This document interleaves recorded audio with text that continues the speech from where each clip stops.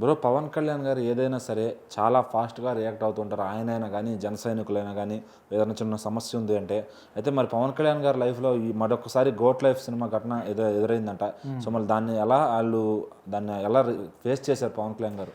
అంటే నిజంగా చాలామంది రాజకీయ నాయకులు ఎట్లా ఉంటారంటే ప్రజలు ఎక్కడ పోతే ఏంటి, వాళ్ళు ఏమైపోతే ఏంటని చాలామంది అనుకుంటూ ఉంటారు. కానీ సో ఇట్లాంటివి చూసినప్పుడు అరే ఇట్లాంటి ఒక రాజకీయ నాయకుడు మన దగ్గర కూడా ఉంటే బాగుంటుంది కదా అని చాలామంది అనుకుంటూ ఉంటారు. సో ఇప్పుడు అనుకుంటున్నారు అనమాట పవన్ కళ్యాణ్ గారిని చూసి. అయితే ఆయన అభివృద్ధి చేసే పనులు కావచ్చు, లేకపోతే తీసుకున్నటువంటి డెసిషన్స్ కావచ్చు, ఇటు ప్రజల పట్ల, లేకపోతే ఆయన ఫ్యామిలీ పట్ల, లేకపోతే ఆయన రాజకీయ జీవితం పట్ల, సో అన్నిటి పరంగా కూడా ఫుల్ పర్ఫెక్ట్గా ఆయన ముందుకెళ్తూ ఉన్నారు.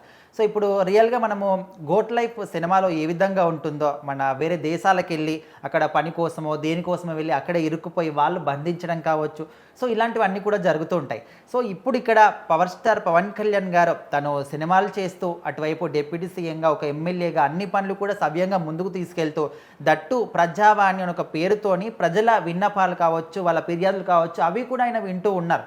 అయితే అందరూ కూడా ఒక పెద్ద టాస్క్ ఏంటంటే రాజకీయ నాయకులకి ప్రజలందరి సమస్యలు వీళ్ళు తీర్చగలుగుతారా లేదా అనేది ప్రజలందరూ అనుకుంటూ ఉంటారు.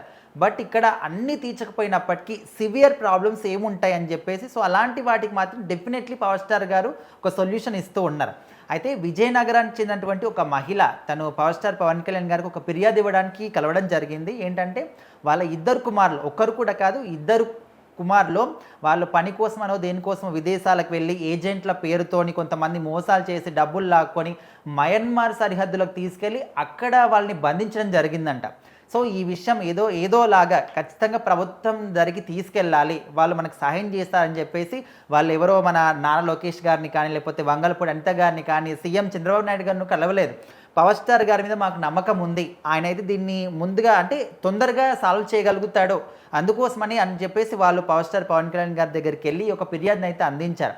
సో ఆయనకు కూడా వెంటనే స్పందించి ఒక్క క్షణం కూడా ఆలోచించకుండా ఫస్ట్ మనకు ప్రాణాలు ఇంపార్టెంట్, వాళ్ళు ఏ పని చేసుకున్నారు ఏంటనేది పక్కన పెడితే తర్వాత వచ్చిన తర్వాత వాళ్ళు ఏం జరిగిందో చెప్తారు. బట్ ముందుగా వాళ్ళ ప్రాణాలు మనకి ఇంపార్టెంట్. వాళ్ళు అక్కడ బంధించారంటే ఏం చేస్తారు? మనము రీసెంట్గా కొన్ని వీడియోస్ చూస్తూ ఉన్నాం, వాళ్ళు ఫోన్లో షూట్ చేసుకొని సోషల్ మీడియాలో పెడుతూ ఉన్నారు, వాళ్ళని ఇట్లా కష్టపెడుతున్నారు, కనీసం నీళ్ళు కూడా ఇవ్వట్లేదు అని చెప్పేసి. సో వాళ్ళు అక్కడ ఏ పరిస్థితిలో ఉన్నారో తెలియదు.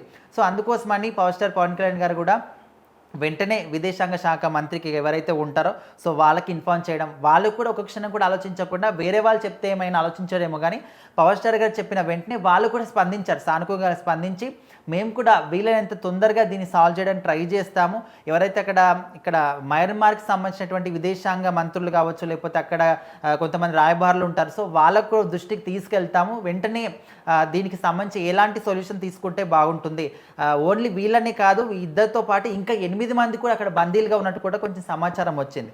సో వీళ్ళిద్దరినీ కాకుండా ఎవరైతే బందీలుగా ఉన్నారో వాళ్ళందరినీ కూడా బయటికి తీసుకొచ్చే ఒక ఆలోచనలు అయితే పవర్ స్టార్ గారు ఉన్నారు.